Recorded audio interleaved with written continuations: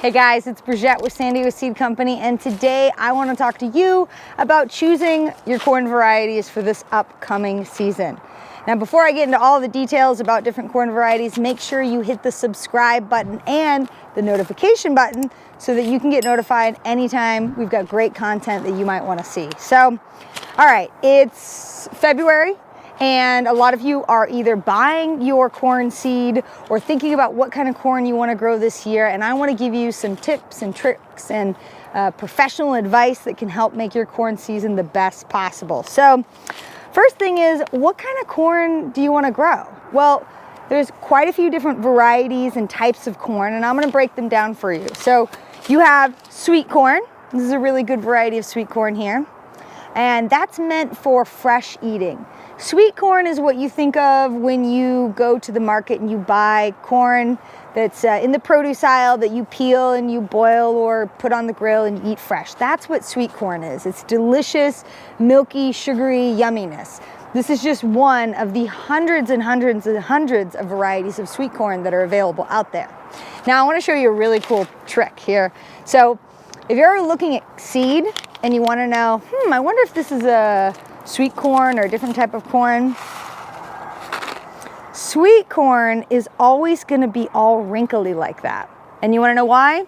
It's because it's full of a lot of sugar. And as that sugar breaks down and dehydrates, you actually get this really wrinkly, old looking corn here. But that's a key trick in knowing whether or not it's a sweet corn or a different type.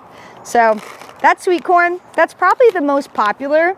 If you're a brand new grower and you really just want to eat corn straight from the garden or make corn salsa or things like that, stick with the sweet corn variety. There's a lot of different types of sweet corn. There's sugar enhanced, there's super sweet, there's heirloom corn varieties, and all of the varieties that are called sweet corn are going to be made for fresh eating right off the cob, harvesting them, taking them into the kitchen, eating them that day. Another very popular variety, but that's very different, is popcorn, okay? Now, if you tried to grow this and eat this straight off the cob, you might break a tooth. I wouldn't recommend it. But what is so much fun about popcorn is it is exactly what farmers grow to put in the popcorn bags that you buy and pop and eat popcorn. This is a super popular variety because it's absolutely stunning on the cob. It's great colors. And I'll show you something really cool with this. You always know that it's popcorn because the seed is differently shaped. I'll show you here. Very differently shaped than sweet corn. It's small, it's super hard, it looks like kernels of corn. Now you could take this and throw it in the microwave and it would pop.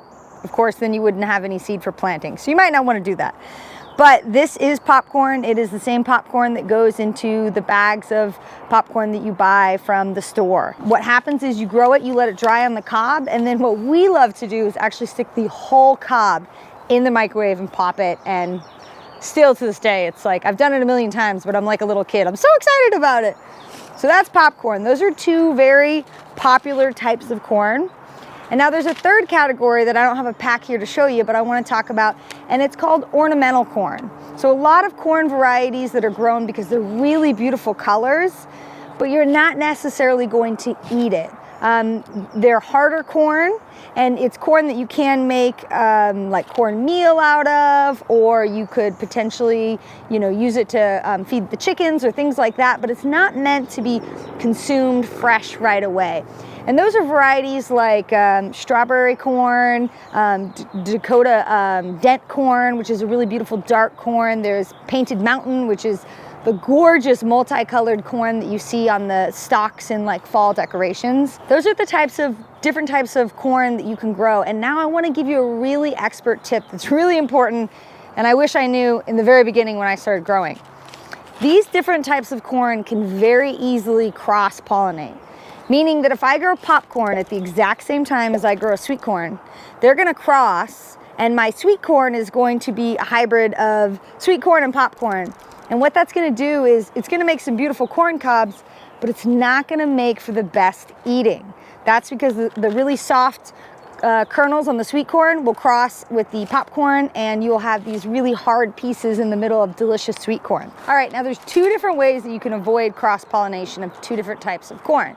You can either space them out far enough, which requires quite a bit of space. It's almost a mile is what you need. Most urban growers probably don't have that space. The other thing you can do is just space them out by time. So as long as your corn plants, your two different varieties, are both not tasseling at the same time, meaning that they're putting their pollen out into the air, then they won't be able to cross-pollinate. And the easiest way to do that is just separate your planting by a few weeks. And that will guarantee that, let's say you plant this one first, this one will open up its tassels and spread its pollen, and it will be done doing that 3 weeks later when this one is ready to do it. So that's two different ways that you can avoid those cross-pollinations.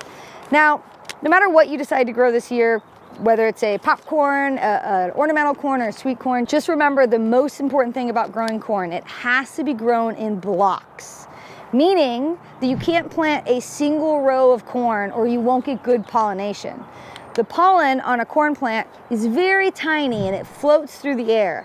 And if it cannot float down onto the receptor on the other corn plant, you're not going to get any corn cobs.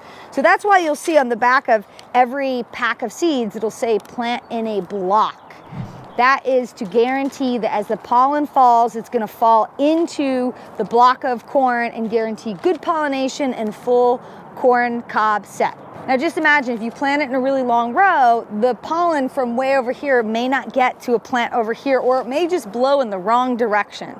And then you won't get any corn cobs, which is the whole reason why you plant the corn, right? So remember, plant them in blocks, and I recommend at least 20 plants, and you could plant them very close together. On our farm, we plant them 6 inches apart, so super close together, which guarantees good pollination because our farm is very windy, and every year we have amazing corn harvests that we get to share with everybody. So we're wishing you the best corn harvest year yet.